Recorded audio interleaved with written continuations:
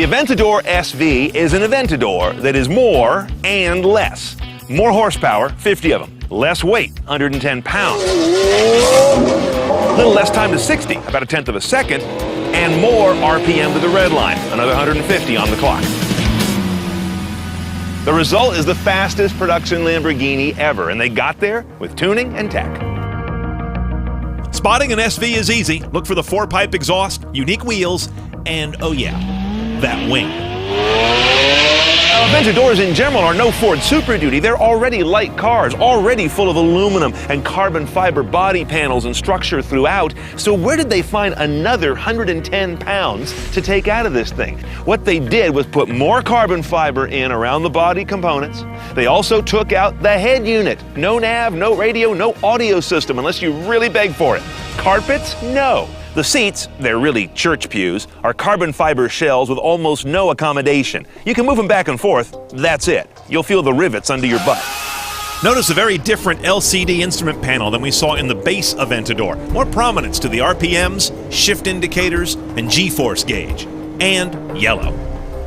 Now back here in the engine room is also more familiar territory. The architecture of this engine is the same as a non-SV. 6.5-liter V12 with direct injection, dry sump lubrication. What you're missing is any kind of blower or turbo. They don't do that in this engine room. However, you do have a lot of tweaks to the breathing. You've got a variable intake system. You've got a variable exhaust system. And in between the two, you've got a differently curved variable valve timing system. All of it about getting air in and out faster, and that's where the numbers get better. 750 horse, and it also comes at a higher RPM redline, 8,400.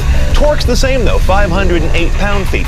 That's okay, it's still plenty. And all of that goes up through kind of an interesting transmission, where many supercars use a DCT, an automated dual-clutch manual gearbox. These guys use a SCT. Instead of ping-ponging the power through two clutches, they ping-pong the power through multiple shift rods. Hence, it's called an ISR, independent shift rod technology. And thanks to that big wing out back, all that power delivery turns this car into a rocket on the road as opposed to putting it in low Earth orbit. 0 to 60, 2.8. Shift times are around 50 milliseconds. That's nipping at F1 territory. Going the other direction, all SVs have big carbon ceramic brakes standard.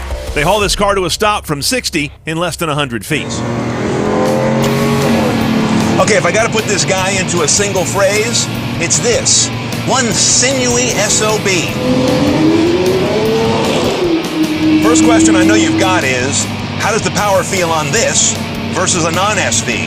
How do you possibly tease that out unless you're on the track, and we're not? I mean, come on, another 50 horse when you're already at this level?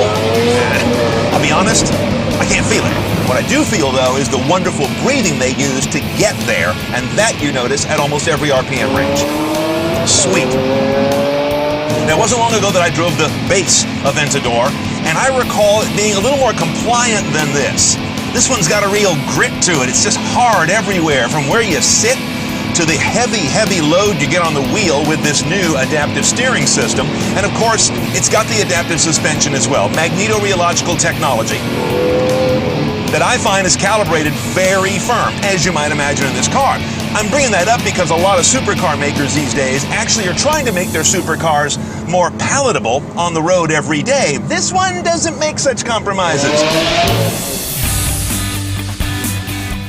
Well, here's where my job gets real easy. CNET style is the only style you can buy a Lamborghini Aventador SV. They're all loaded by definition, and that's why they cost a little over $530,000. You're not going to afford one of these sitting there watching YouTube.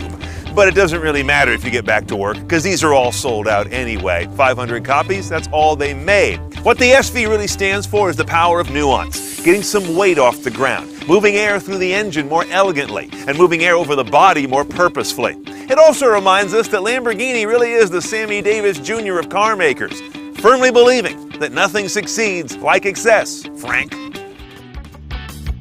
More cars driven CNET style. Standing by now at cnetoncars.com. Click on the road.